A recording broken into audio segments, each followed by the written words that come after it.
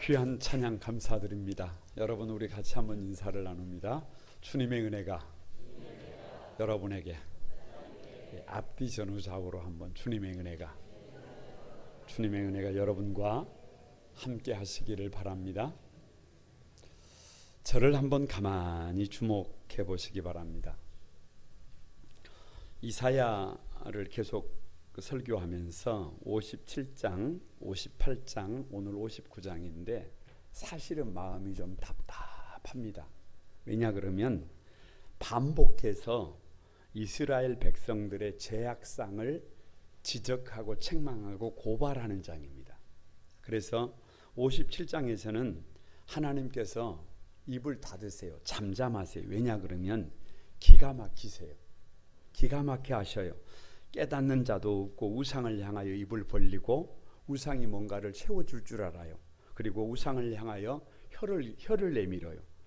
그냥 진실된 사랑을 할 수 있을 것으로 생각하고 몸도 주고 마음도 주고 다 주지만 우상하고는 진실된 사랑이 안 됩니다.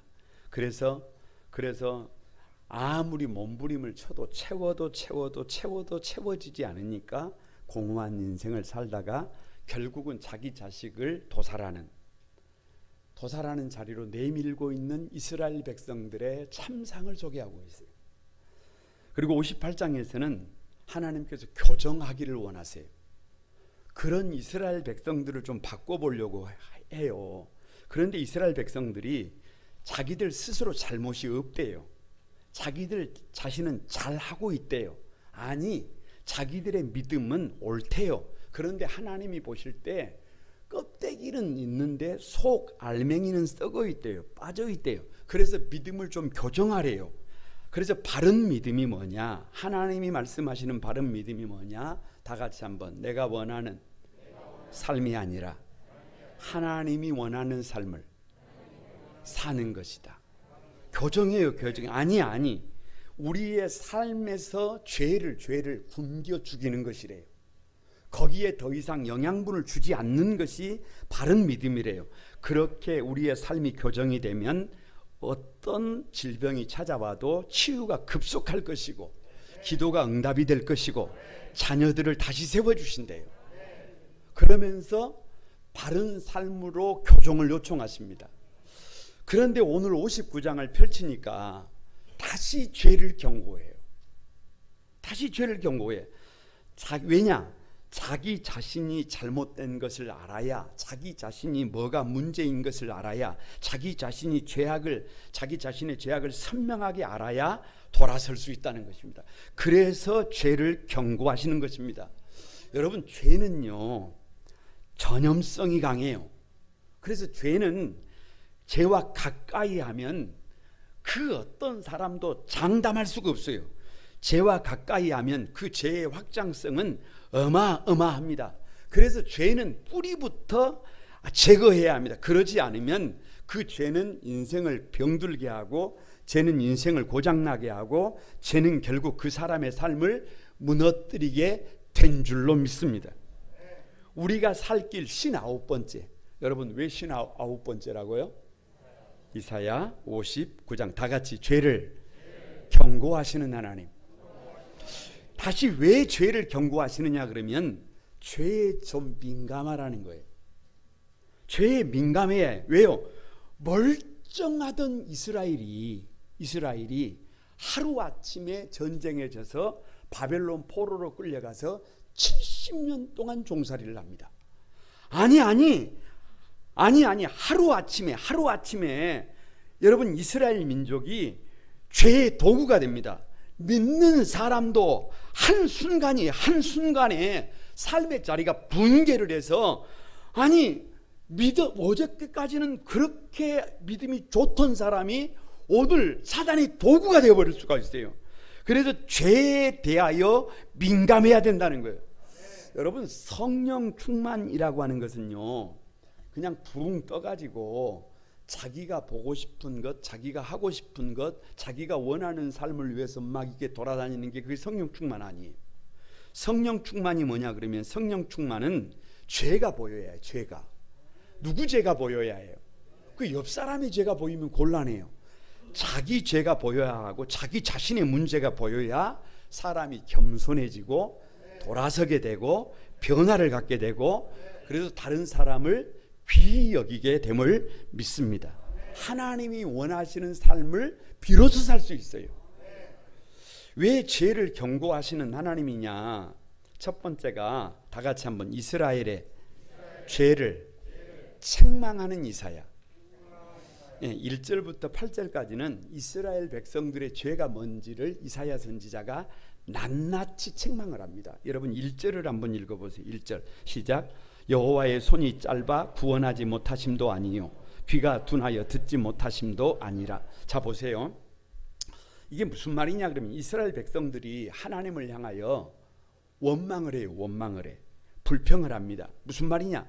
이스라엘 백성들이 막 씩씩댑니다. 속이 뒤틀려 있어요. 하나님 도대체 이게 뭡니까? 왜 우리가 이 모양 이 꼴로 살아야 합니까? 하나님은 살아계시고 하나님은 두 눈을 시퍼렇게 뜨고 우리를 지켜보고 계시는데 도대체 하나님이 침묵하는 이유가 뭡니까? 왜 우리가 이렇게 바벨론에 끌려와서 70년 동안이나 고생을 해야 됩니까? 아니 하나님이 좀 우리를 돌봐주셨으면, 하나님이 우리를 좀 인도해 주셨으면 우리가 전쟁이 질까요? 우리가 바벨론의 포로로 끌려올까요? 예루살렘 성이 불탈까요? 아니 혹 우리 하나님께서 우리를 구원할 능력이 없는 것 아닙니까? 아니 우리 하나님은 아무리 생각해도 의심스럽습니다 라고 누구에게? 하나님께 원망을 하고 불평을 하면서 책임이 누구에게 있다는 거예요? 하나님께 있다는 거예요. 여기에 대하여 이사야가 1절에서 이스라엘 백성들을 책망하는 것입니다.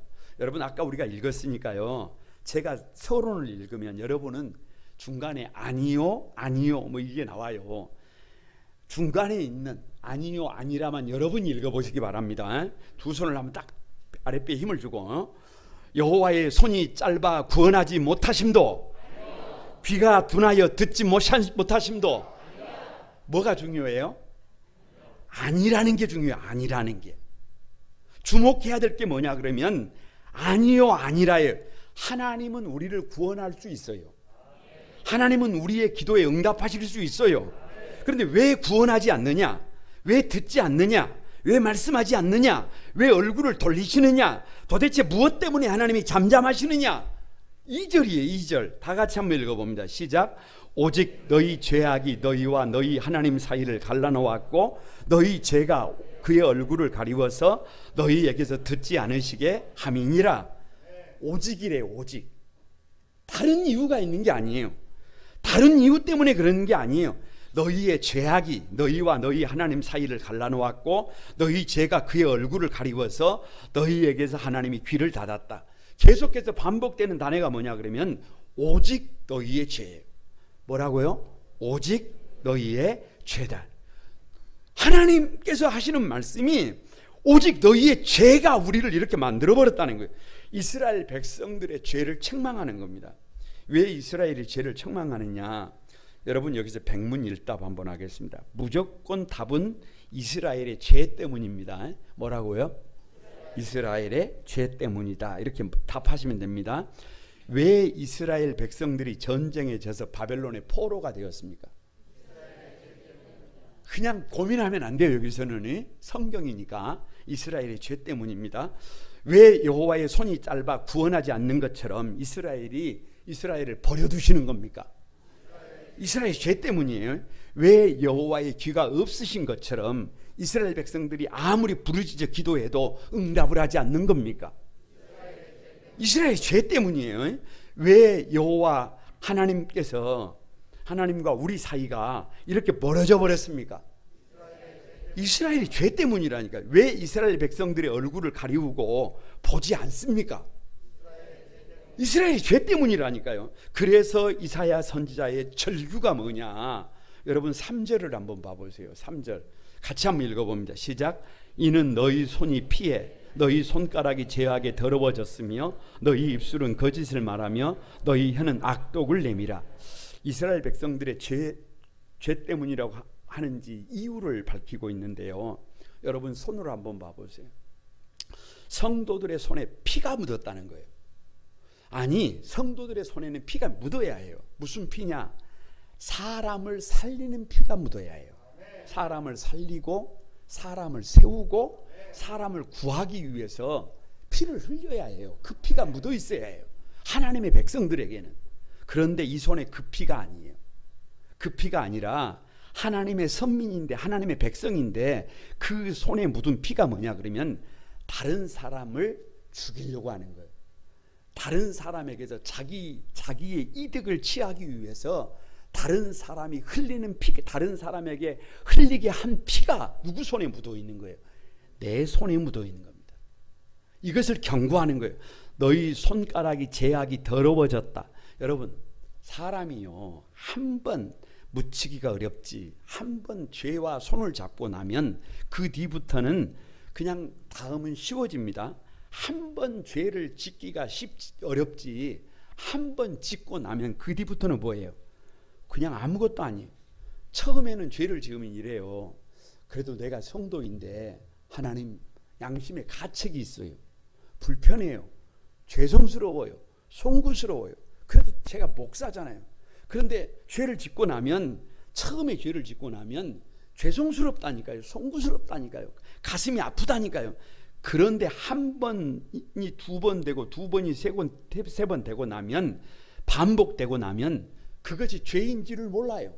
그것이 더러운 줄을 몰라요. 그것이 부끄러운 줄을 몰라요. 그것이 악취가 나는 것을 몰라요. 왜? 이미 중독이에요. 중독. 이미 중독. 그래서 다른 사람들이 보면 그 사람은 문제가 있어요. 다른 사람들이 보면 저렇게 살면 안 돼. 다 알아, 다 알아. 그런데 딱 한 사람만 몰라요. 그 사람이 누구예요? 그 사람이 아니라니까, 나라니까. 다른 사람들은 다 잘못됐다고 하는데 정작 누구만 문제의식이 없어요? 나만 문제가 없어요. 나만 문제의식이 없어요. 그래서 그 길을 꾸역꾸역, 그 악취나는 삶을, 그 고장난 삶을 그렇게 살아가는 거예요. 너희 입술에 거짓을 말하며. 그래서 한 번 거짓을 말하면 여러분 끝이 없어요. 모든 것이 거짓입니다. 거짓을 입에 달고 삽니다. 그런데 성경은 참 이상해요. 뭐냐? 그 거짓을 입에 달고 나면 이 거짓의 종국이 어디냐 그러면, 끝이 어디냐 그러면, 종착지가 어디냐 그러면 자녀들에게 거짓말을 시킨다는 거예요. 여러분, 자녀들에게 거짓말을 시키면 안 돼요. 왜냐 그러면 자녀들에게 거짓말을 시키면 결국은 나중에 그게 문제가 돼가지고 자녀들은 더 이상 교회를 나오지 않습니다. 자녀들을 교회에 나오지 않으면 그 영혼을 도살하는 거예요. 그러니까 종국은 자녀를 도살할 때까지 거짓이 멈추지 않는데요. 이게 문제예요. 너희 혀는 악독을 내밀어. 더 이상 믿음으로 산다고 껍데기는 가지고 있지만 믿음으로 사는 게 아니에요. 여러분, 좋은 샘물에 가면 샘에서 뭐가 나와요? 물이 나와요. 그런데 한 번 거기가 오염이 됐어요. 한 번 오염이 됐어요. 그러면 내일 가면 거기가 이제 샘물로 바뀌어져 있나요? 오염원을 제거하지 않으면 그 물은 계속 무슨 물이에요? 그 오염된 물이 마시면 안 돼요. 가까이 하면 안 돼요. 그래서 죄로 오염이 돼가지고 감사할 줄도 모르고 찬송할 줄도 모르고 그냥 악독이 흘러넘치게 됩니다. 원망하게 돼요. 불평하게 돼요. 사람을 미혹합니다. 책임을 전가합니다. 그래서 이스라엘 백성들이 어디까지 가버리는 거예요? 바벨론의 포로까지 가버리는 거예요. 이건 비극의 역사예요. 다시 말하면 이스라엘 백성들이 스스로 자초한 거예요. 이것을 경고하고 있는 것입니다. 책망하고 있는 것입니다. 왜 이스라엘의 죄를 책망하느냐? 거두절미하고 다 같이 한번 따라합니다. 죄는 독사에 알을 품는 것과 같다. 여러분, 죄는 뭐라고요? 독사의 알을 품는 것과 같아요. 5절을 한번 보세요. 5절 시작. 독사의 알을 품으며 거미줄을 짜나니 그 알을 먹은 자는 죽을 것이요 그 알이 밟힌즉 터져서 독사가 나올 것이니라. 성경은 참 은유적인데요. 여러분, 뻐꾸기 알 아십니까? 뻐꾸기가 혹시 자기 둥지를 만들어요, 안 만들어요? 뻐꾸기는 자기 집을 짓지 않습니다. 자기 집을 안 지어요. 뻐꾸기는 집을 짓지 않습니다. 그리고 알을 품지도 않아요. 새끼를 어떻게 낳아요? 여러분, 뻐꾸기는 어떻게 알을 낳느냐 그러면 나무 집에다가 알을 모르게, 주인 모르게 알을 낳아버려요. 그걸 탕난이라 그래요. 탕날, 위탁할 때 탕난. 그래서 알을 낳아놓으면 이 알이 원래 주인이 낳은 알보다 먼저 부화를 해요. 그래서 그 원래 주인이 낳아놓은 알을 그 본능적으로 뻐꾸기 새끼가 깨어나면 등으로 어떻게 해요? 밀어서 천리 밖으로 밀어버려요. 그러니까 사실 주인은 그것도 모르고 열심히 먹이를 물어다가 뻐꾸기를 자기 새끼인 줄 알고 먹이지만 시간이 지나면 누구에 의해서, 그 자기가 먹인 뻐꾸기 새끼에 의해서 자기 자식들은 다 죽어요. 지금 이 얘기예요. 이 얘기. 이게 무슨 얘기냐? 이스라엘 백성들을 독수리에 비유하고 있는데, 독수리가 알을 품었다는 거예요. 알을 품어. 그런데 독수리가 알을 품었는데 그 알 중에 누가 알을 낳아놓은 거예요? 누가? 독사가 알을 낳아놓은 거예요. 그러니까 독사가 깨어나면, 독사가 부화하면 어찌 되겠어요? 이건 심각한 문제. 이건 심각한 문제. 여기서 다시 한번 백문일답입니다. 답은 그냥 죄예요. 답은 그냥 죄라고 하면 됩니다. 지금 이스라엘 백성들이 품고 있는 것이 뭐라는 거예요? 그냥 고민할 필요가 없어요. 죄예요. 에? 지금 이스라엘 백성들의 마음을 쏟고 돌보고 있는 것이 뭐예요? 죄라니까요. 이스라엘 백성들의 발꿈치를 물어서 믿음으로 성도답게 살지 못하게 하는 것이 뭐예요? 그냥 죄예요. 이스라엘 백성들의 믿음과 삶을 고장나게 만들고 병들게 만드는 것이 뭐예요? 그 죄라니까요. 다른 게 아니라니까요. 이스라엘 백성들의 자녀들을 죽을 자리로 몰아넣는 것이 뭐예요? 그게 죄라니까요. 그게 죄라니까요. 아무리 뻐꾸기 알을 잘 키워도, 아무리 독사의 알을 잘 돌봐도, 아무리 죄의 마음을 줘도, 아무리 죄의 모든 것을 다 바쳐도 거기에 미래가 있어요, 없어요? 거기 미래 없어요. 거기 미래 없어요. 이미 그 죄가 자식을 다 죽였다니까요. 이미 그 죄가 모든 것을 엉망으로 망쳐버렸다니까요. 그래서 이사야 선지자가 절규를 하는 거예요. 하나님의 탄식이에요. 그래서 하는 말씀이, 그 알을 먹는 자는, 그 죄를 먹는 자는 죽을 것이고, 그 알이 밟힌즉, 그 죄가 밟힌즉 터져서 독사가 나올 것이래요. 죄를 품고서는, 죄를 짓고서는 미래가 있어요, 없어요? 없어요. 거기에는 답이 없어요. 죄된 삶에서는 방법이 없어요. 돌아서는 것밖에. 여러분 옆 사람을 한번 축복합니다. 죄에서 돌아섭시다. 죄를 짓는 것은 독사의 알을 품는 것입니다. 결국은 후회예요. 결국은 후회예요. 그러니까 돌아서는 것 외에는 방법이 없어요. 여러분 죄에서 돌아서시기를 바랍니다. 왜 죄를 경고하시는 하나님이냐? 이번에는 이사야가 죄를 책망하니까 두 번째로 이스라엘 백성들을 대표해서 이사야가 죄를 자복합니다. 그래서 다 같이 한번 죄를 자복하는 이스라엘. 마치 예수님께서 자기를 십자가에 못 박는 군인들을 향하여 저들의 죄를 사하여 주옵소서, 자기의 하는 것을 알지 못함이니라고 중보하는 것처럼 이사야가 이 59장에 우리라는 말을 16번이나, 우리라는 말이 16번. 무슨 말이냐? 이스라엘 민족을 대표해서, 자기가 이스라엘을 대표해서 이스라엘의 죄를 자복하는 거예요. 왜 이스라엘의 죄를 자복하느냐? 도대체 무슨 죄를 그렇게 지었다고 하는 것이냐? 9절을 한번 보죠. 9절을 다 같이 읽습니다. 시작. 그러므로 정의가 우리에게 멀고 공의가 우리에게 미치지 못한즉 우리가 빛을 바라나 어둠뿐이요 밝은 것을 바라나 캄캄한 가운데 행함으로. 성경은 선명해요. 죄가 무엇인가를 선명히 보여주시는데, 다 같이 정의가 우리에게서 멀다. 죄가 다른 게 아니에요. 정의가 우리에게서 멀어진 거예요. 무슨 말이냐? 정의가 여기 있어야 해요. 정의가 여기 있는 게 정의예요. 그런데 우리의 삶이 여기에서 어떻게 돼 있어요? 멀어져 있어요. 정의가 뭐냐? 우리 교회는 이미 일찍이 정의가 뭔지를 정의해 놨어요. 다 같이 있어야 될 자리에서 해야 할 일을 다하는 것이다. 그게 정의예요. 그런데 우리가 성도라고 하면서, 우리가 하나님의 백성이라고 하면서 있어야 할 자리에 있지 못해요. 해야 할 일을 다 하지 못해요. 아니, 하나님의 백성이잖아요. 하나님의 성도들이잖아요. 그런데 조금 힘들다고, 조금 버겁다고 부모가 있어야 될 자리를 이탈하면 어떻게 되는 거예요? 아니, 배우자가 있어야 될 자리를 이탈하면 어떻게 되는 거예요? 아니, 목회자가 있어야 될 자리를 이탈하면 어떻게 되는 거예요? 성도들이 있어야 될 자리를 지키지 못하면 어떻게 되는 거예요? 여러분, 이것은 심각한 문제예요. 심각한 문제. 이렇게 말씀하십니다. 다 같이, 공의가 우리에게 미치지 못한즉. 공의가 우리에게 미치지를 못한대요. 정의가 실종되고 나면 공의가 우리에게 미치지 못한다. 여러분, 공의가 뭐냐?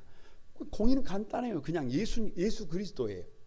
공의는 예수 그리스도. 그냥 예수 그리스도처럼 예수 그리스도를 닮아가는 것이 공의예요. 그런데 누가 예수님을 닮지를 못해요. 정의가 실종되다 보니까 있어야 될 자리에 있지 못하고 해야 할 일을 다 하지 못하면 당연히 예수님을 닮지 못하지요. 그냥 누구 생각대로 사는 거예요. 내 생각대로, 내 감정대로, 내 방법대로 그냥 살았어요. 이것이 문제예요. 목회자인 저도 지금까지 뒤를 가만히 돌아보면 가슴 아픈 것이 뭐냐 그러면, 여러분, 좀 부족하면 부족한 대로, 조금 모자라면 모자란 대로 따뜻하게 손 잡아주면 안 됩니까? 왜 그렇게 못했을까요? 아니, 예수님께서 부족하고 모자란 나를 찾아오셔서 네 왜 그렇게 부족하게 사니? 왜 그렇게 엉망이? 이렇게 말씀하지 않으셨단 말이에요. 그냥 부족한 대로, 모자란 대로 이름을 불러주시고 나의 손을 잡아주셨단 말이에요. 그럼 혹 여러분이 가정에 돌아가서, 직장에 돌아가서 조금 부족하면 안 되나요? 아니, 같이 사는 사람들이 꼭 최고여야 합니까? 꼭 특별한 사람이어야 합니까? 혹이라도 가족들이 좀 부족하면 부족한 대로 좀 따뜻하게 손 잡아주면 안 됩니까? 혹이라도 우리 성도들이 조금 모자라도 조금 모자란 대로 좀 손을 잡아주면 안 됩니까? 아니, 그런데 우리가 그렇게 하나님의 공의에 미쳤다는 거예요? 미치지 못했다는 거예요? 턱없이 미치지 못했다는 거예요.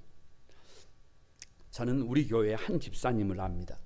그 집사님은 남편 되시는 분이 좀 제가 볼 때 몸이 많이 불편해요. 식사를 당신이 잘 못하세요. 그런데 그 부인 집사님께서 껌딱지 항상 곁에 있어요. 항상 곁에 있어. 그래서 식사도 드시게 해드리고 늘 손을 잡고 다녀요. 그런데 그분이 돌아가셨어요. 집에를 신방을 가니까 사진을 가운데 탁 두고 그 남편을 그리워하는 거예요. 제가 말은 하지 않았지만, 집사님을 존경합니다. 사랑은 아무나 하는 거지만 존경은 아무나 할 수가 없는 거예요. 그분을 존경해요. 왜? 누가 할 수 없는 일을 하더라고요. 내가 할 수 없는 일을 그분은 하고 있더라고요. 이사야의 절규가 뭐냐?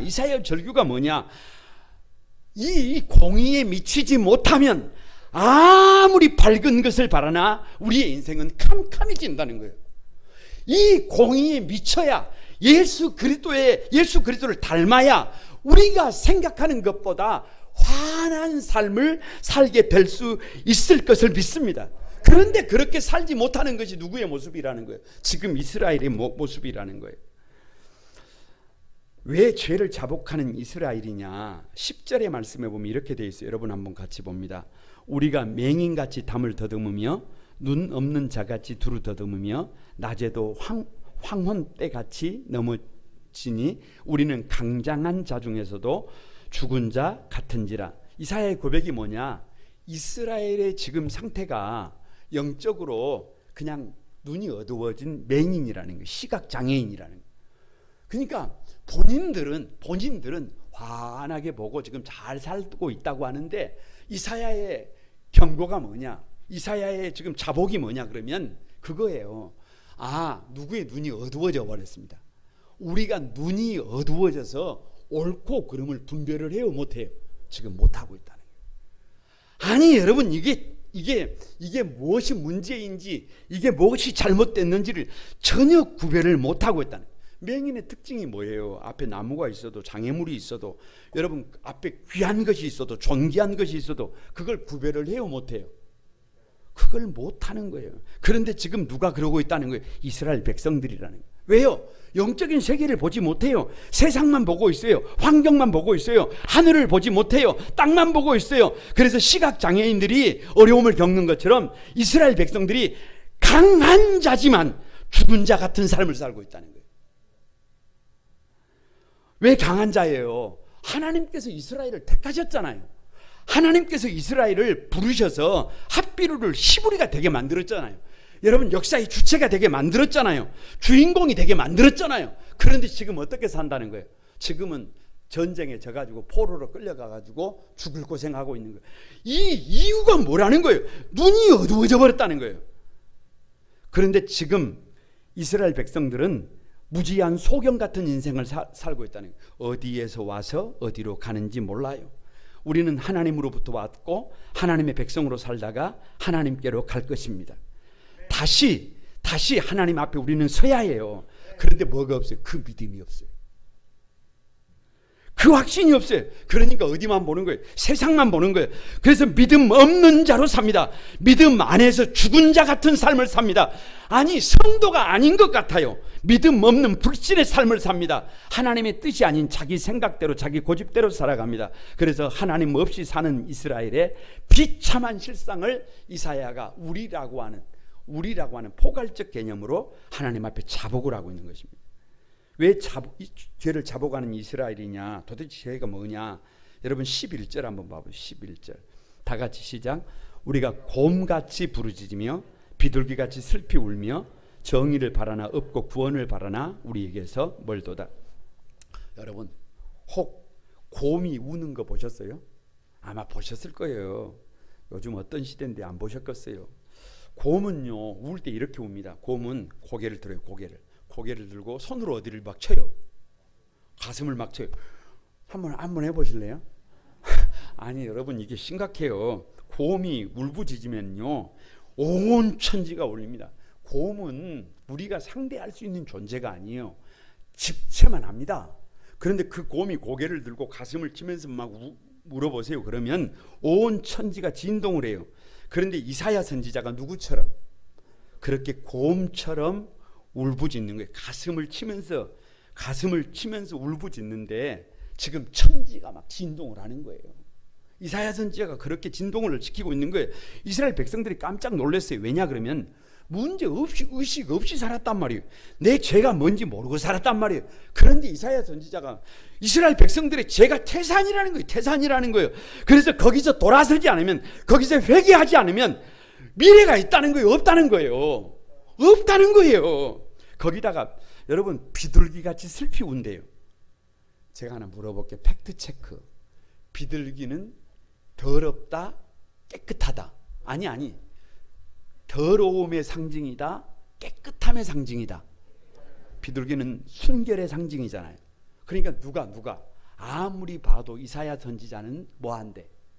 순결하기 그지없는데, 죄가 없는 것 같은데 이스라엘 백성들 앞에서 비둘기가 우는 것처럼 눈물을 펑펑 쏟아내니까 이스라엘 백성들이 가슴이 어때요?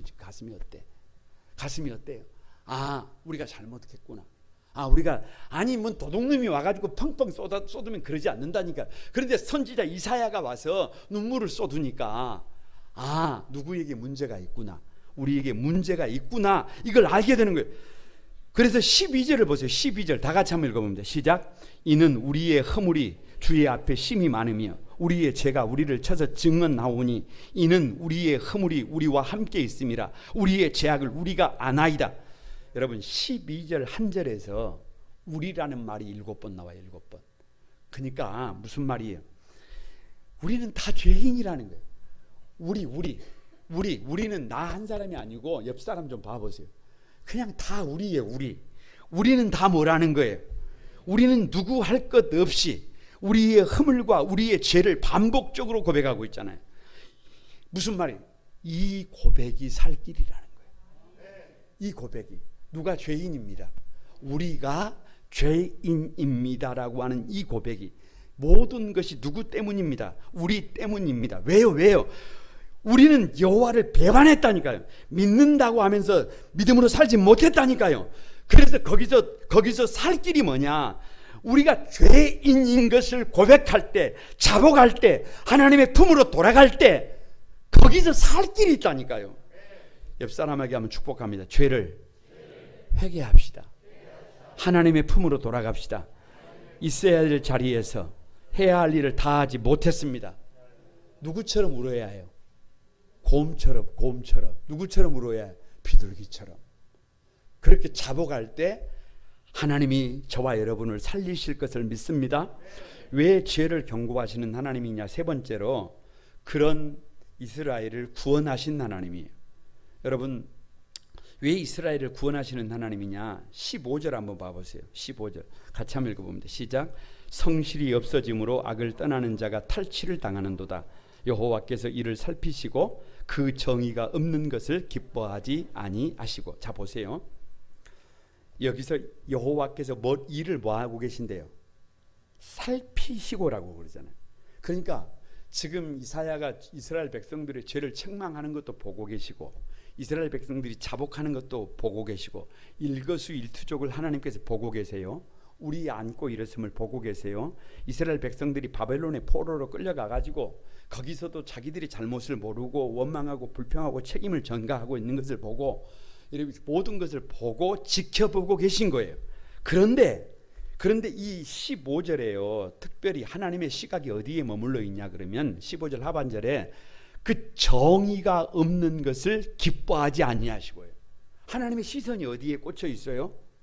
정의가 실종된 것을 보고 있는 거예요. 아까 정의가 뭐래요?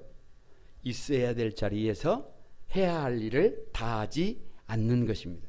그러니까 하나님이 사람을 찾는 거예요. 누구를 찾느냐?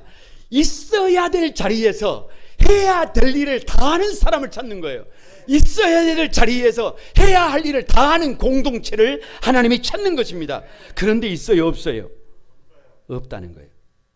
16절을 보세요. 16절 여러분 다 같이 읽어봅니다. 사람이 없음을 보시며 중재자가 없음을 이상히 여기셨으므로 자기 팔로 스스로 구원을 베푸시며 자기의 공의를 스스로 의지하사. 이스라엘에 누가 없다? 사람이 없어요. 사람이 없어. 누가 없어? 하나님이 찾는 사람이 없어요. 아니 우리 교회에 지금 성도들이 이렇게 많은데 아니 사람이 없어요? 진짜 사람이 없어요? 아니 이걸 도대체 어떻게 해요? 그런데 누가 없대요? 중재자가 없대요. 중재자가 뭐예요? 변호사예요. 변호사. 중재자가 변호사. 무슨 말이냐? 자기 민족을 위해서 책임을 지고 변호하려는 사람이 없어요. 자기 가정이나 자기 백성을 위해서 하나님께 중간에서 기도해 주는 자가 없다는 거예요. 여러분 구약 성경의 모세를 보세요. 모세는요, 이스라엘 백성들이 금송아지 우상을 섬기고 있는데 하나님이 그들에게 진노하려고 하니까 그 앞에서 손을 들어버립니다. 막아서요. 막아서 화를 내리지 말라고, 긍휼히 여겨달라고, 믿음의 조상들에게 약속한 언약을 지켜달라고, 자기는 죽어도 좋다고 막아섭니다. 그게 중재자예요. 여러분 바울은요, 이스라엘 백성들의 죄를 용서해 달라고 하면서요 이렇게 기도해요. 만약 용서해 주지 않으면 나의 고륙 친척을 위하여 내 자신이 저주를 받아 그리스도에게서 끊어질지라도, 아니 주의 기록하신 책에서 내 이름을 지워버리래요.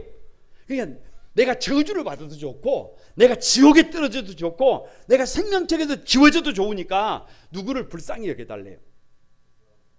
이스라엘 백성들을 불쌍히 여겨달래요. 그런데 하나님께서 이상히 여기시는 이유가 뭐냐 그러면 지금은 그런 중재자가 이스라엘에게 있대요, 없대요? 없대요, 없어.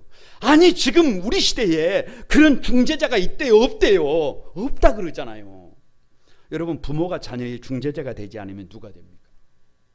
아니 목사가 성도들의 중재자가 되지 않으면 누가 됩니까? 성도들이 이 민족의 중재자가 되지 않으면 도대체 누가 중재자가 됩니까? 그래서 여러분 도무지 희망이 없으니까 누가 나서시는 거예요?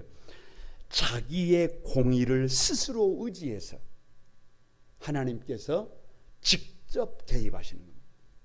직접 누구를 건지시러, 누구를 구하시러, 우리를 구하시러 임마누엘 예수 그리스도의 몸을 입고 우리를 구하시러 임하신 것을 믿습니다. 왜 이스라엘을 구원하시는 하나님이냐? 17절 한번 보세요. 17절 다 같이 시작. 공의를 갑옷으로 삼으시며 구원을 자기의 머리에 써서 투구로 삼으시며 보복을 속옷으로 삼으시며 열심을 입어 겉옷으로 삼으시고. 제가 이사야 59장을 가만히 묵상하다가 이 17절을 통해서 받은 감동이, 여러분 아직도 막 전율이에요. 아직도 전율. 무슨 말이냐 그러면 여러분 보세요. 왜 하나님께서 공의의 갑옷을 입으시느냐? 왜 구원의 투구를 쓰시느냐? 왜 보복의 속옷을 입으시느냐? 왜 열심을 자기의 겉옷으로 삼으시느냐? 한마디로 말하면 이 세상이 전쟁터라는 거예요. 한 사람을 살리는 것, 한 가정을 세우는 것, 한 교회를 세우는 것, 그건 뭐라는 거예요? 전쟁이라는 거예요. 전쟁. 무슨 말이에요? 쉽지가 않다는 거예요. 여러분 쉽지가 않다는 거예요. 누가 갑옷을 입고 있어요? 저와 여러분이 아니잖아요. 하나님이 갑옷을 입고 있잖아요. 하나님이 투구를 쓰고 있잖아요. 하나님이 속옷과 겉옷을 받고 입잖아요. 그래서 누구를 구원하려고 하시잖아요. 저와 여러분을 구원하시려고 하시는 줄로 믿습니다. 여러분 인생이 우리 마음 먹은 대로 되면 누가 힘들어하겠어요? 인생은 전쟁이라니까요. 쉽지가 않다니까요. 제가 여기서 백문일답인데요. 답은 정해졌습니다. 다 같이 우리의 구원을 위하여. 다시 한번 새겨보는 거예요. 물으면 무조건 우리의 구원을 위하여라고 큰 소리 치면 됩니다. 하나님께서 공의를 갑옷으로 입으신 이유가 뭐예요? 하나님이 공의로 갑옷을 입지 않으면 우리가 구원이 안 된대. 역설적으로 하나님께서 구원을 투구로 쓰신 이유가 뭐예요? 하나님께서 보복을 속옷으로 입으신 이유가 뭐예요? 여호와 하나님께서 열심을 겉옷으로 삼으신 이유가 뭐예요? 우리의 구원을 위해서예요. 자 보세요. 가만히 다 볼 수는 없지만 한두 가지만 봐보겠습니다. 왜 우리의 구원을 위하여 공의로 갑옷을 입으시느냐? 여러분 공의란 말은 원어로 칙타카. 이게 무슨 말이냐 그러면 신적인 친절이에요. 그러니까 하나님께서 우리에게 베풀어 주신 최고의 친절이 뭐냐 그러면 공의예요. 그걸 다른 말로 칭의라 그래요. 그러니까 무슨 말이에요?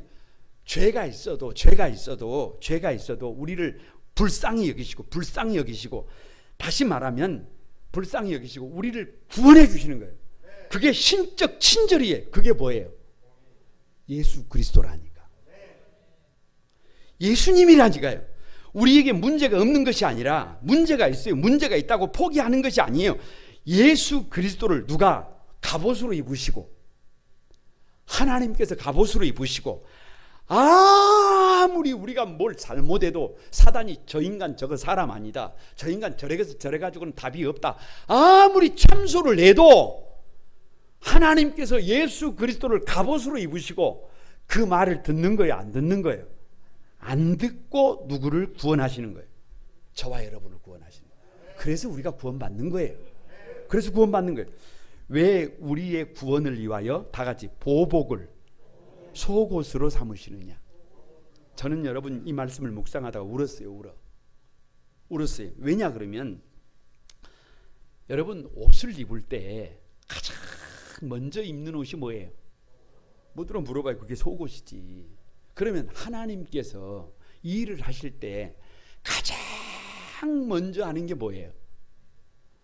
아니 지금 속옷 입으신다 그러잖아요. 그러니까 하나님의 일하시는 방법 중에 가장 기본적인 베이스, 가장 먼저 하는 일이 뭐예요? 여러분 잘 들어봐요. 누가 눈물을 흘리면, 당신의 백성들이 눈물을 흘리면, 왜? 아이를 초등학교에 보내놨더니 아니 세상에 눈에 넣어도 아프지 않을 우리 아들을 학교 갔더니 옆에 있는 친구가 두드러 패가지고 우리 아들이 반쪽이 돼가지고 왔어요. 그러면 여러분 아버지가 지금 다른 일 하게 생겼어요? 아버지가 지금 다른 거 우선순위 가지고 다른 거 뭐 하게 생겼어요? 그걸 가만히 있겠어요? 그래서 아버지의 최우선이 사역의 가장 기본적인 베이스가 첫 출발점이 뭐라는 거예요? 성도들의 눈물에 반응한다. 여러분 옆 사람을 좀 봐보세요. 그 사람들에게 잘해야 해요. 왜? 그 사람이 다쳐서 울고 있으면 하나님이 그 눈물에 먼저 반응한다니까요. 누구 울리지 말아요. 누구 울리지 마. 누구 울리지 마. 목사님 울리지 마세요. 그러면 누가 반응해요? 아니 이거 웃을 일이 아니에요.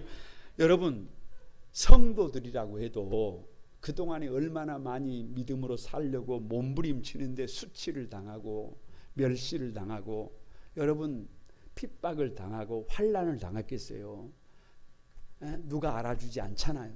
그런데 우리 하나님께서 하시는 말씀이 나의 일하는 가장 1순위가 뭐라는 거예요? 성도들이 울고 있으면 그 우는 것에 먼저 그 문제부터 해결한다잖아요. 그래서 하나님이 누구를 구원하신대요? 우리를 구원하신대요. 우리가 흘리는 눈물, 우리가 입은 상처, 우리가 아파하는 그 아픔, 그것이 하나님의 일하시는 가장 기본적인 원칙이 된대요. 그래서 누구를 살린대요? 우리를 구원하신대요. 왜 이스라엘을 구원하시는 하나님이냐? 19절을 한번 보세요. 19절 다 같이 한번 읽어봅니다. 시작. 서쪽에서 여호와의 이름을 두려워하겠고 해 돋는 쪽에서 그의 영광을 두려워할 것은 여호와께서 그 기운에 몰려 급히 흐르는 강물같이 오실 것이미로다. 저는 성경을 사랑합니다. 왜냐 그러면 묵상할 때마다 나보다 성경이 더 깊고 넓고 높다는 것을 고백할 수밖에 없어요. 19절을 줄이면 이런 말이에요. 동서남북에서 가만히 이렇게 보니까 하나님께서 일을 하시는데 어떻게 일을 하시느냐 그러면 다 같이 급히 흐르는 강물같이. 여러분 급히 흐르는 강물. 그러니까 무슨 말이냐 그러면 우리나라의 그 감감창 장군이 살수대첩에서 물을 어떻게 쏟아버렸어요? 에? 아니 홍해가 갈라졌다가 다시 이게 덮이면서 물이 어떻게 왔겠어요? 그런데 그런 물. 그런데 이 물이 어떤 물이냐 그러면 이스라엘 백성들은 이 사막이잖아요. 사막. 그 사막에 이렇게 보니까 전혀 물이 없어요. 물이 없어. 전혀 요동치 않아요. 그런데 한 시간 안에 300mm, 400mm, 500mm 비가 쏟아지면 그 물이 건 땅이잖아요. 마른 땅이잖아요. 그러니까 그 물이 막 어떻게 돼요? 한순간에 도피를 할 수가 없어요. 피할 수가 없어. 그래서 그 비를 아랍어로 와디라 그래요. 와디. 건천 또는 건곡이라 그래요. 그러니까 메마른 땅에 비가 쏟아지면 순식간에 덮쳐버리는 것처럼 하나님이 일하시면 우리 인생은 어떻게 되는 거예요? 한순간에 모든 문제가 해결되는 거예요. 그래서 성경을 읽으면서 이런 고백을 하게 됐어요. 더 이상 광야가 아니다. 왜? 뭐가 있어요? 와디가 있잖아요. 와디처럼 일하시잖아요. 문제가 아님을 믿습니다. 질병이 아님을 믿습니다. 걱정이 아님을 믿습니다. 왜요? 하나님의 개입은 와디처럼 순식간이라니까요. 방금 전까지 없었다니까요. 방금 전까지 아무것도 일어날 것 같지 않았다니까요. 그런데 엄청난 물이 어떻게 해버렸어요? 덮어버렸어요. 어제까지는 제가 환자였지만 오늘은 건강한 사람입니다. 하나님의 일하심은 어떤 절망 속에서 심지어 사람이 없어요. 중재자가 없어요. 어떻게 저렇게 저 사람 곁에는 사람이 없을까? 어떻게 저렇게 저 사람 주변에는 중재자가 한 사람도 없을까? 그래도 괜찮아요. 누가 일을 하시는 거예요? 하나님이 와디처럼 일하시는 거예요. 이것이 믿어지면 기도하고 이것이 믿어지면 믿음으로 살게 됨을 믿습니다. 아니 이것이 믿어지면 나도 하나님의 중재자로 여러분 쓰임 받을 수 있도록 한 걸음 차분하게 삶을 개척하는 주역이 될 것을 믿습니다. 옆 사람으로 한번 축복합니다. 하나님께 구원은 하나님께 있습니다. 와디처럼 임하시는 하나님을 찬양합니다. 여러분, 말씀을 마치려고 합니다. 이사야 57장에서 59장을 가만히 보면서 죄악의 참상이잖아요. 좀 답답하다니까요. 왜 이렇게 집요하실까? 좀 눈 감아주면 안 되실까? 근데 문득 이런 생각이 들었어요. 문득. 무슨 생각이냐? 이스라엘 백성이잖아요. 이스라엘 백성. 하나님의 백성이잖아요. 그런 이스라엘 백성을 전쟁에 져서 3분의 1은 죽고 3분의 1은 여러분 바벨론의 포로로 끌려갑니다. 그리고 70년 동안 종살이를 합니다. 이건 절규요, 절규. 이런 역사를 반복하면 된다는 거예요, 안 된다는 거예요? 안 된다는 거예요, 안 된다는 거예요. 여러분, 이스라엘은요, AD 70년 전에 70년 문 닫아가지고요, 1948년 다시 나라가 다시 세워지기까지 이스라엘 이름이 없어져 버려. 이름이 없어져 버려. 아무리 우리가 믿음으로 살아도, 아무리 우리가 주일날 교회를 나와도 여러분 정리할 것을 정리하지 못하고 구별할 것을 구별하지 못하면 한순간일 수 있어요. 죄에 대해 민감해야 합니다. 그리고 돌아서야 합니다. 자복해야 합니다. 그리고 하나님의 구원하심 앞에 돌아갈 때 저와 여러분에게 미래가 있음을 믿습니다. 믿음으로 살아가는 여러분이 되시기를 주님의 이름으로 축복합니다. 우리 찬양하면서 기도하겠습니다.